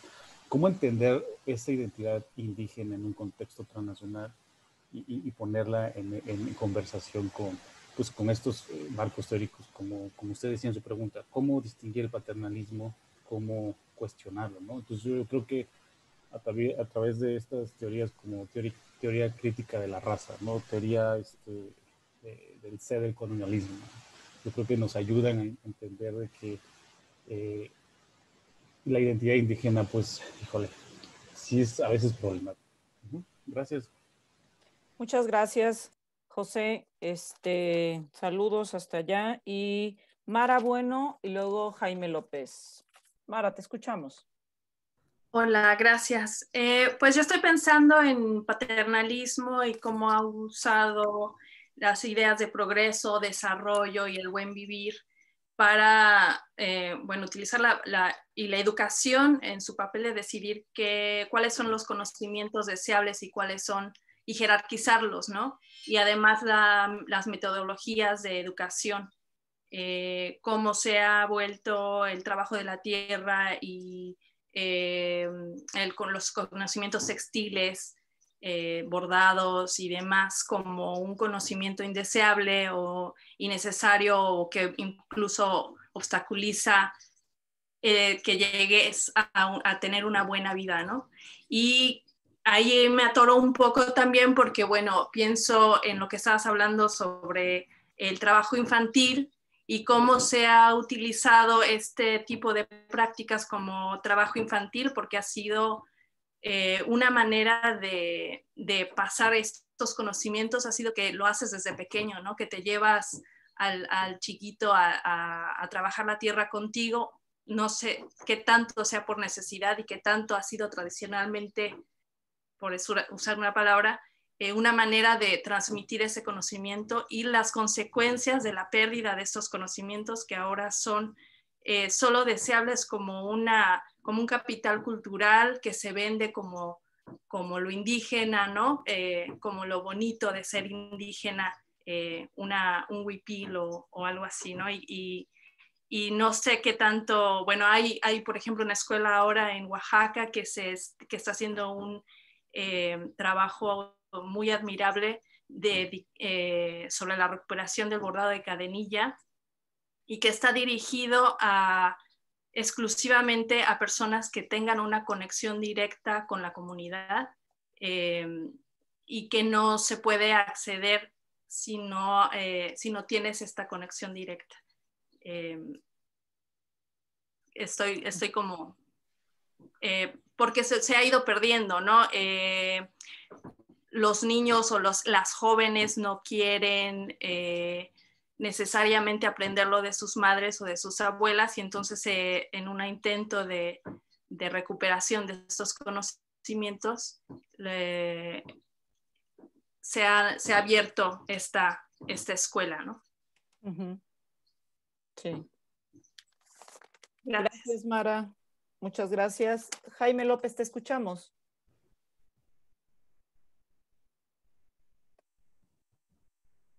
Sí, hola, Gisela, Carmen. Primero agradecerles por la charla y por el espacio que han creado, ¿no? Por condiciones del internet en mi pueblo no he podido estar en varias sesiones, pero pues eso, agradecerles. Y por coincidencia y por fortuna, creo que volveré un poco a lo que acaban de mencionar, sobre todo el compañero José Vázquez. Mi pregunta va en ese mismo sentido. Cuando hablan de las cuestiones de monolito, como de los riesgos de lo latino y de hablar de eso en bloque, quería preguntar en el mismo sentido, pues, de los problemas de utilizar indígena, sobre todo apuntando a esto que ya se ha mencionado varias veces, de no cometer como los mismos, como errores, pues, que intentamos criticar y en ese camino tropezarnos. Cuando hablamos de lo indígena, puede funcionar, o desde ciertas posturas, sobre todo aquí en Oaxaca, pues, o en la discusión un poco más localizada en México, pues para los compañeros que quizás no lo sepan, está toda esta tensión entre lo indígena generalizante que permite ciertos diálogos y las consecuencias de utilizarlo para borrar otros procesos más particulares, pues no quería decir como identitarios, pero sí historias de pensamientos que se construyen en directa negación de lo que funciona como categoría indígena. Y en ese sentido, la pregunta es cómo va salvando estas tensiones entre la necesidad, para un diálogo, para cuestiones transnacionales, como decía, la necesidad de conceptos un poco más generales y cómo se va aterrizando a casos específicos aplicando estas generalizaciones sin que se borren las particularidades. Pues no sé si me doy a entender, pero cómo dialogar entre las identidades y las propuestas de pensamientos con una clara localización y la necesidad de construir generalizaciones para los diálogos de propuestas más abarcadoras. Gracias. Gracias, Jaime. Pues te escuchamos. Nos quedan 15 minutitos. Muy bien, sí. Iba a decir que tengo clase a las 3, así que contestaré esta ronda. Te escuchamos y somos todo oídos, Carmen. Muy bien. A ver, ¿por dónde me había quedado? Primero lo que planteó Gisela. Es muy interesante, sí, lo del rol de género en todo esto. Que hay que pensarlo más de lo de la idea de... O sea, en realidad de género y también la familia como modelo de relaciones de poder. Volvemos otra vez a la idea de las relaciones afectivas como no igualitarias necesariamente. Quizá tenemos este pensamiento de lo afectivo como igualitario y no es así, porque en la familia tampoco es. Entonces, esta idea del superior jerárquicamente queriendo ser madre o padre de otros, ¿no? Porque ese papel también es más, o sea, ¿quién quiere? Es un poco autorrepresentación. Una de las cosas que aprendemos en mi clase de antropología de las élites es que las élites tienen el poder de autorrepresentarse, y lo cual crea complicaciones para escribir sobre las élites. Pero ¿quién quiere ser opresor de otros? Bueno, para empezar, casi nadie se autodenomina como élite. Entonces, quizá el papel padre-madre es la forma de dominar que suena bien, podría ser que suena como que eres bueno. Bueno, ahí esto es complicado, ¿no? Porque en mi libro de Who Defines Indigenous que hago, hay un capítulo sobre una mujer de la clase alta de la Ciudad de México, ¿no? Y yo me quise meter un poco en su cosmovisión, porque siempre hablamos de la cosmovisión indígena, pero dije, ¿y la cosmovisión de esta señora? Y es complejo, o sea, es más complejo que... o sea, ella realmente, genuinamente creía hacer el bien, y a veces lo hacía, y a veces uno estaba equivocado. O sea, las cosas son como, no son blanco y negro tampoco, ¿no? Entonces, ahí sí creo que hay que meterse en ver esas complejidades también de esa cosmovisión, digo, si es que nos ponemos a estudiar ese tema. Con respecto a lo del cinturón blanco mestizo alrededor de los zapatistas que mencionó Gisela, lo que quería decir es que más, al principio yo en mi trabajo, como siempre me ha interesado las relaciones interétnicas, y ahora estoy volviendo, por cierto, un paradigma que surgió en México, relaciones interétnicas y la idea de colonialismo interno. Yo estoy pensando fuertemente que son paradigmas muy interesantes que quiero como retomar, pero sí, yo pensaba relaciones interétnicas como indígenas versus no indígenas, ¿no? Pero en realidad tampoco es tan simple, y más adelante estoy más convencida por lo que plantea Joan Rapaport en su libro Intercultural Utopias, que es que los movimientos indígenas en realidad no son movimientos indígenas, sino que son interculturales desde su nacimiento. Porque surgen como movimientos interculturales, como una colaboración entre religiosos y gente de la izquierda, etnolingüistas, una serie de gente. Entonces tampoco quiero que la idea del paternalismo pudiera devenir en una idea de que hay que separar y entonces solamente hablar con el que es puro, porque como comentaban después, creo que era Jaime, o sea, ¿dónde está esa pureza? Bueno, también plantea Joan que incluso los intelectuales indígenas pueden verse como entre medias de dos mundos o de frontera, o sea, no existe, ¿no? Y entonces la idea de entender los movimientos indígenas como interculturales, más que como indígenas, solamente el Pachacuti de Ecuador es un movimiento que surge como intercultural, es un movimiento de sindicatos públicos e intelectuales, movimientos sociales urbanos y indígenas, pero luego todo el mundo en la academia habla de él como el movimiento, el partido indígena, y lo mismo puede ser los zapatistas. Entonces ahí hay algo que repensar por ese lado también, de cómo poder ser aliados y trabajar juntos, un poco también lo que planteaba, creo que fue Mara, pero luego voy a contestar más específicamente, pero no decir, bueno, pues ya no vamos a trabajar juntos porque se va a convertir en paternalista, no creo que tampoco es la salida. Entonces hay que pensar algo, cómo poder un poco, lo intercultural, un poco como planteaban algunos líderes del movimiento indígena del Ecuador, la interculturalidad como compartir el poder, como tratar de adquirir una relación más igualitaria, pero cuidando de evitar estas cosas. Ese es un problema que han levantado ustedes y es bastante complicado. Con lo que planteaba Lorena, pues es eso lo que estaba pensando, ¿no?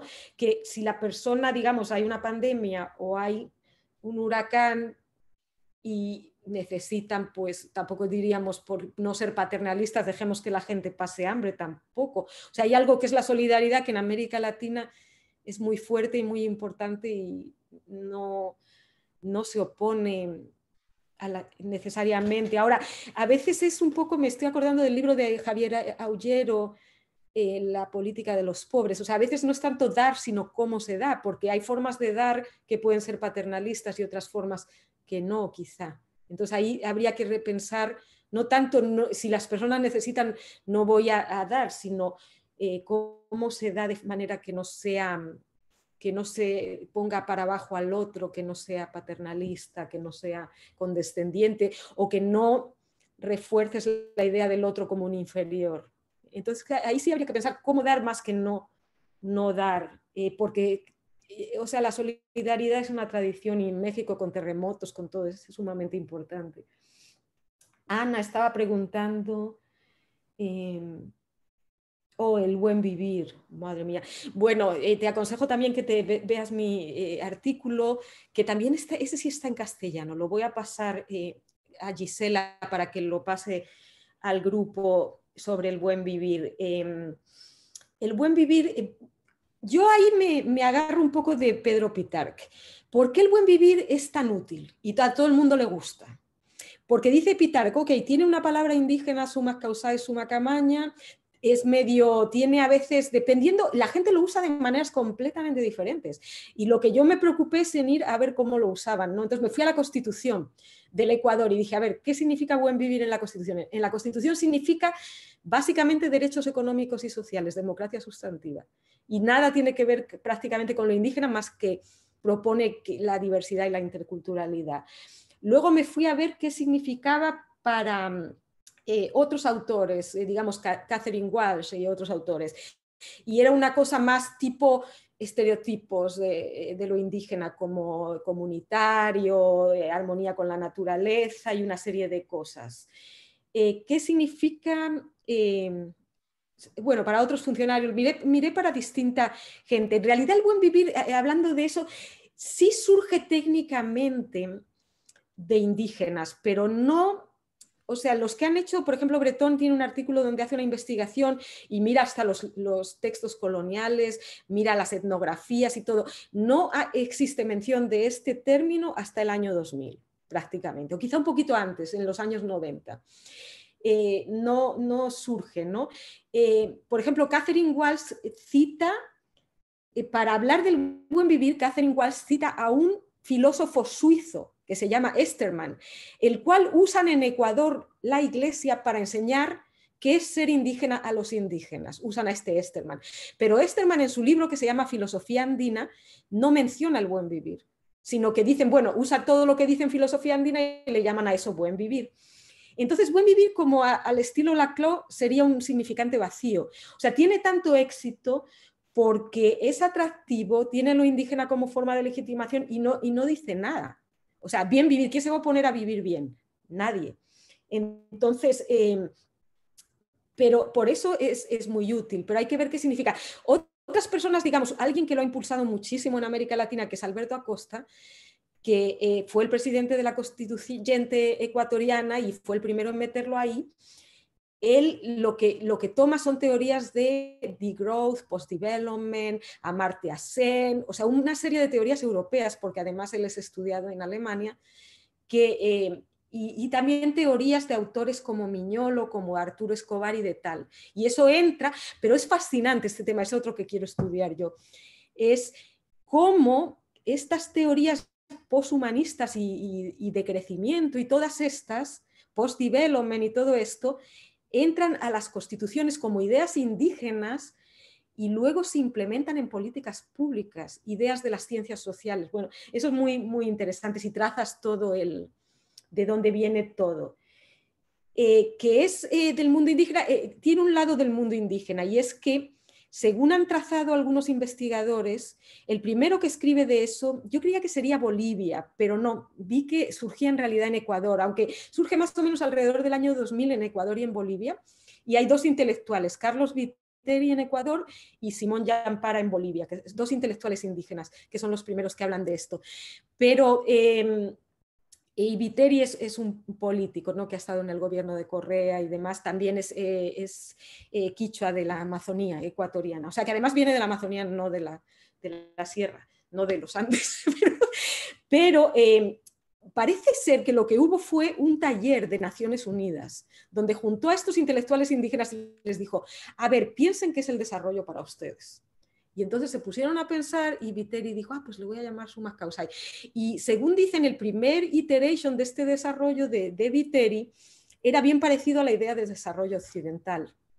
Y luego le meten las ideas, pero el nombre, él escribió sobre esto en un editorial en el diario Hoy en Quito. Y entonces a Acosta le gustó. Y dijo, mira, esto suena bien del buen vivir. Y de ahí lo toma y le meten una serie de cosas. Entonces es interesante lo que contaba, creo que era Mara también, o era Ana. Sí, de cómo ya lo están utilizando de maneras muy diferentes. Originalmente era un término andino, aunque en realidad venía de la Amazonía.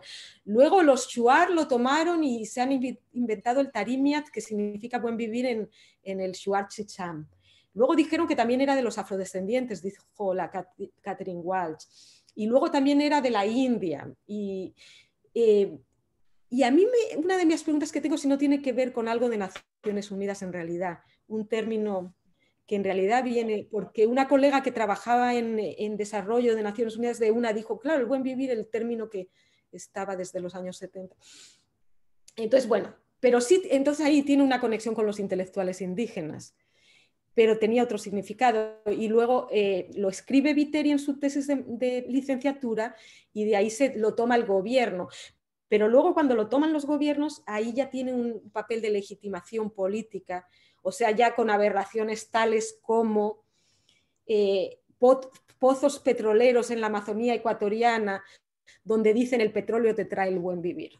Y está puesto el cartel sobre un centro de salud chiquitito al lado del pozo petrolero.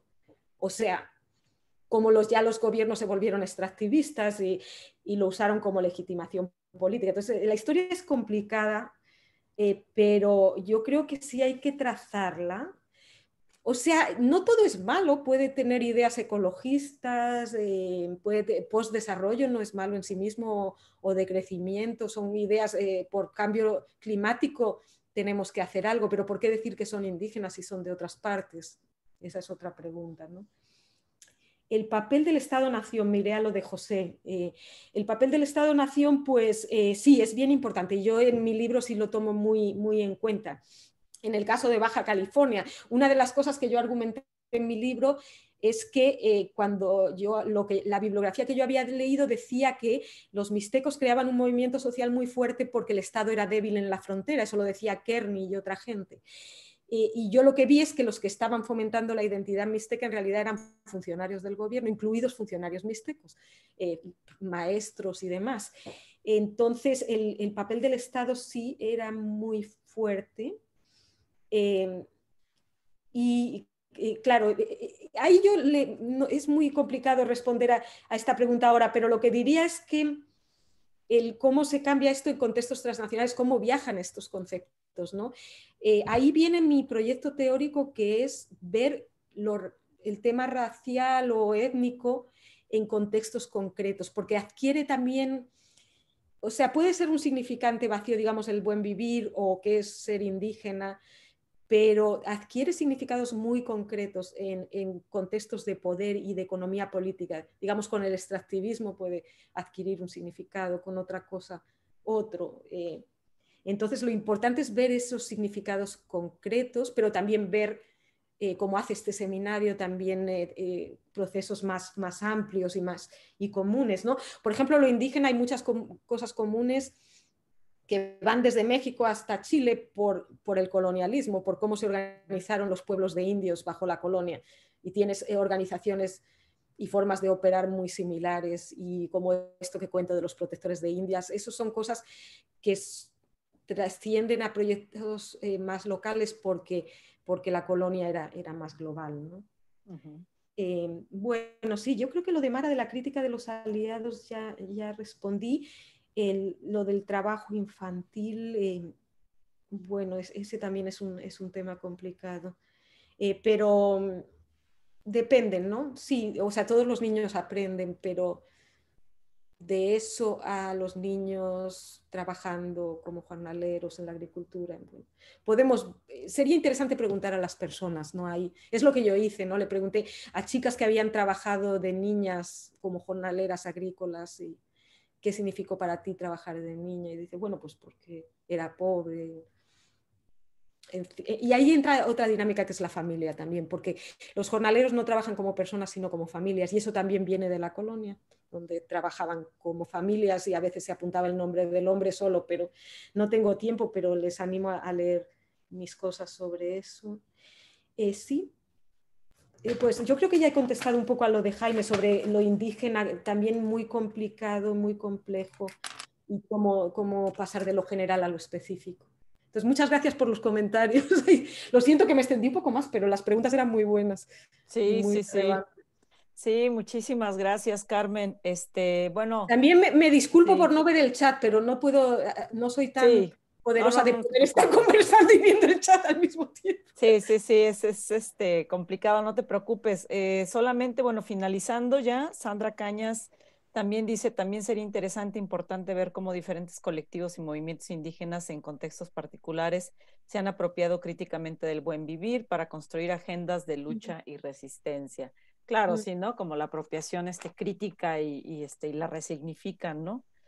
Pero ahí sí quería decir que acuérdense de todos los ejemplos donde los jornaleros dicen que ellos no son los que han hecho revueltas, sino los agitadores externos. O sea, ¿cuál es el costo para el subordinado de apropiarse del lenguaje ventríloco? Esa pregunta quisiera dejar ahí. Sí, interesante, claro, claro. ¿Quién puede hacerlo, no? Por supuesto. Sí, sí, sí. Pues Carmen, muchísimas gracias. Yo te agradezco muchísimo tu generosidad y tu tiempo y bueno, todo tu trabajo de presentar aquí, preparar material, etcétera.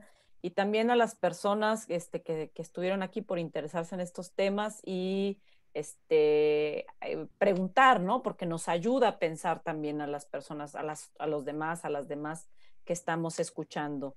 Les recuerdo que nuestra siguiente sesión es la sesión 9, que es El Salvador Blanco y blindajes de la blanquedad, que va ligado, bueno, a lo que, todo lo que nos planteó Carmen el día de hoy. Y después tenemos élites y racismo, ¿no? Que es como dar continuidad a esta otra parte del seminario con Lidia Andrés, de la Universidad de las Américas de Ecuador, y con Eugenia Iturriaga de la Universidad Autónoma de Yucatán. Pues muchísimas gracias. Bueno, muchas gracias, Gisela, y felicidades por el seminario, es buenísimo. Qué pena no haber tenido posibilidad de asistir a las sesiones, pero voy a mirar muy bien a los materiales y a las publicaciones también que pasas. Y está por ahí y están las lecturas, aprovéchenlas. Les recuerdo que tenemos una librería virtual que a Lupita Temores y a Judith Bautista les vamos a enviar ahorita mismo, bueno, ahorita no, pero saliendo, sus cosas que en una semana van a estar ahí. Y muchísimas gracias a todos. Bueno, eso. Gracias. Gracias, Carmen. Buenísimo, gracias. Gracias. Adiós. Bye. Bye. Bye, bye, bye. Gracias, Dios.